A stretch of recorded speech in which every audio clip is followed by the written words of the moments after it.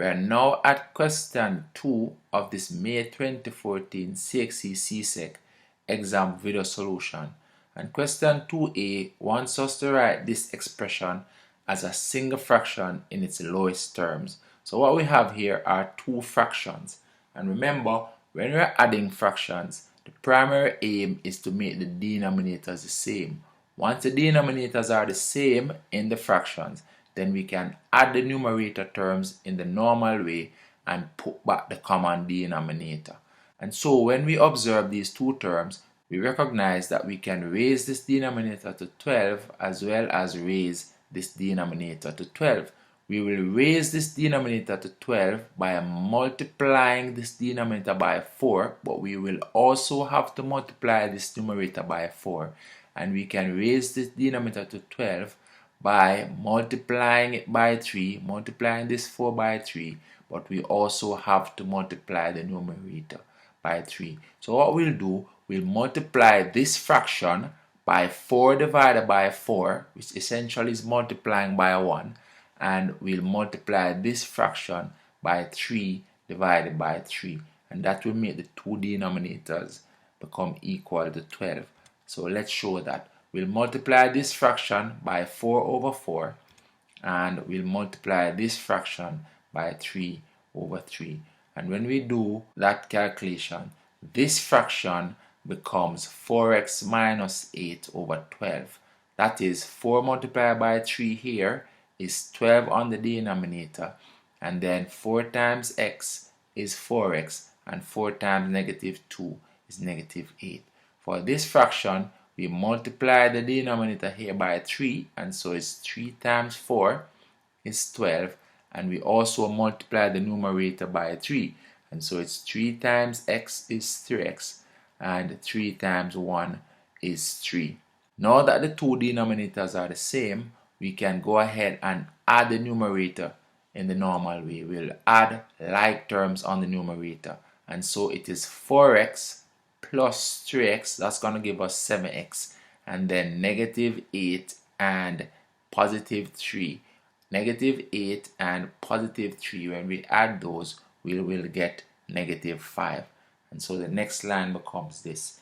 The 4x is added to the 3x, and that's it. And then the negative 8 will be added to the positive 3, and the common denominator is 12. And so the final result is 4x plus 3x is 7x, negative 8 plus 3 is negative 5, and we put back our common denominator as 12. And that's our single fraction in its lowest terms. And that's the answer for part A. Let's move down to part B. Now part B wants us to write equations in X for the following statements. Part 1 gives us this statement. It says, when 4 is added to a certain number, and our certain number, we're going to represent it as x. So when 4 is added to a certain number, the result is the same as halving the number and adding 10. So what it means is that we're going to add 4 to x. This expression, the result is the same as, we will represent that with the equal sign, halving the number, that is half of x. Adding 10 means that plus 10. So 4 is added to x is the same as, meaning equal to halving x, meaning the half of x. Adding 10 means plus 10. And so this is the result. When 4 is added to x, 4 is added to a certain number, the result is the same as halving the number, that's half x, and adding 10 plus 10. And so this is the equation to represent this statement. That's the answer for part 1. Part 2 says, squaring a number and subtracting 6 gives the same result as doubling the number and adding 9.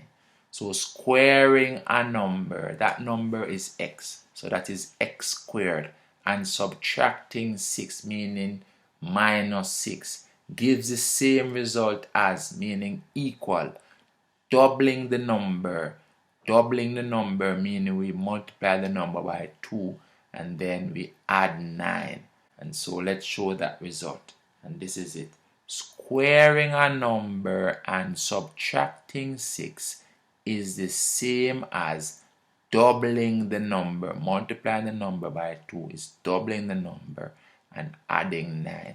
And so this equation represents this statement. And that's the answer for part 2. Let's move down now to question 2c. Now, question 2c gives us this diagram, and we are told that it represents a drawing made by John to show what he was thinking. And so John is thinking that he's going to input a value of x, then he's going to multiply that value of x by 3. He's then going to add 5, and his output value, he will represent it as y. And so this is what John is thinking. And the first part wants us to write a formula to represent this diagram. And that is the output value y will be equal to an input value of x multiplied by 3. That is 3 times x. And then add 5 means plus 5. And so our formula is y equals 3x plus 5. Our output value is equal to 3 times x. The input value is multiplied by 3, and then we add 5. So that is y in terms of x. Y in terms of x means that y must be the subject. That's what y in terms of x means. It means that y must be the subject. And so this formula represents the information in this diagram. Let's move down to part 2. Well, part 2 is asking us for the output value when the input value is 4. Remember that our input value is represented by x and our output value is represented by y.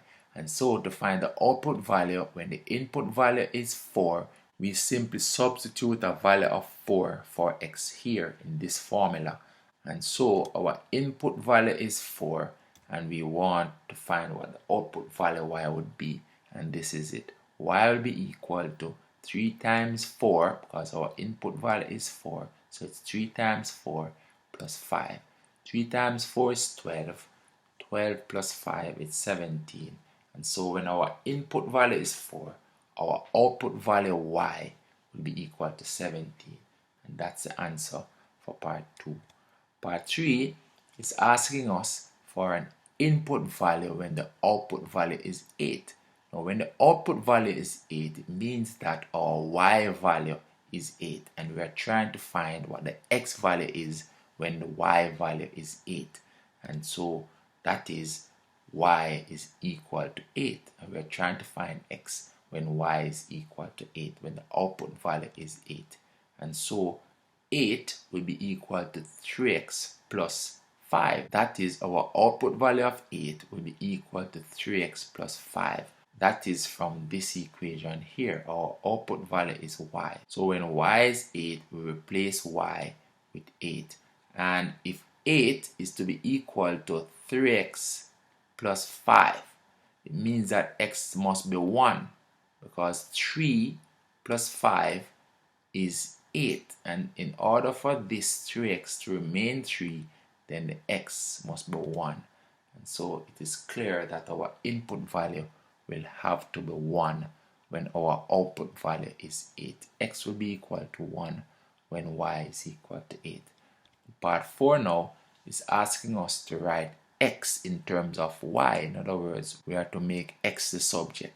And so starting with this equation, just flipping this equation around to make determine x on this side, we would have 3x plus 5 equals y. It's the same equation, but we now want x to be on the subject side of the equation. So we reverse the equation and write it as 3x plus 5 equals y.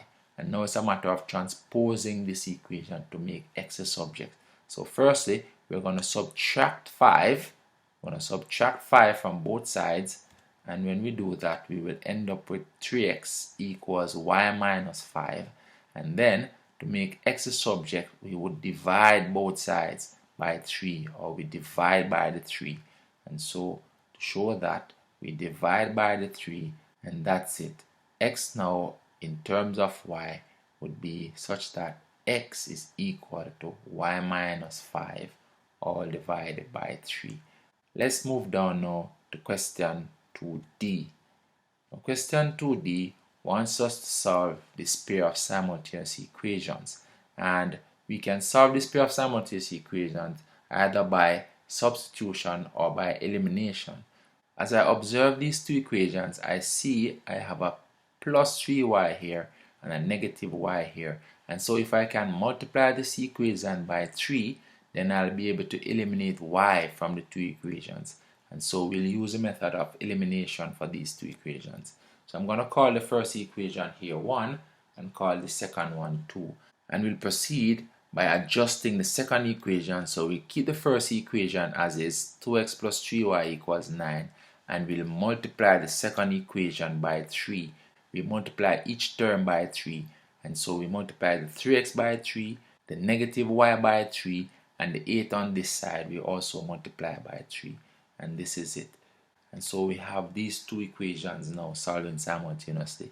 This equation 1 is the same as before, and this second equation we call it 2' because it is simply an adjustment of equation 2. Now that we have a positive 3y here and a negative 3y here, when we add the two equations, the y will be eliminated because the positive 3y will eliminate the negative 3y. And so we proceed by adding the two equations to eliminate the terms in y. And when we add the two equations, we end up with this. 9x plus 2x is 11x. The terms in y are eliminated, and 24 plus 9 is 33. And so we have 11x equals 33. And to find x now, we divide by 11. Divide both sides by 11. And so x will be equal to 33 divided by 11. 33 divided by 11 is 3. And so x is equal to 3. Now we need to find the corresponding value of y. The y value that goes with 3. And so we can substitute in either equation 1 or equation 2. And it appears easier in this case to substitute in equation 2. So let's proceed by doing that. We'll substitute x equals 3 into equation 2. And when we do that, we end up with this. 3 times x becomes 3 times 3 because replacing x with 3 minus y from here. And the result is 8. That will be equal to 8. And so 3 times 3 is 9. And so that becomes 9 minus y is equal to 8. And if 9 minus y is equal to 8, we all know that 9 minus 1 is 8. And so y must be equal to 1. 9 minus y is equal to 8. And so y is equal to 1. And so now we have x equals 3 and y equals 1. And we can therefore write our solution line. Our solution line is that x is equal to 3, y is equal to 1. And that's the solution. And that's the end of question 2D and the end of question 2. And so we'll do question 3 in the next video. See you then.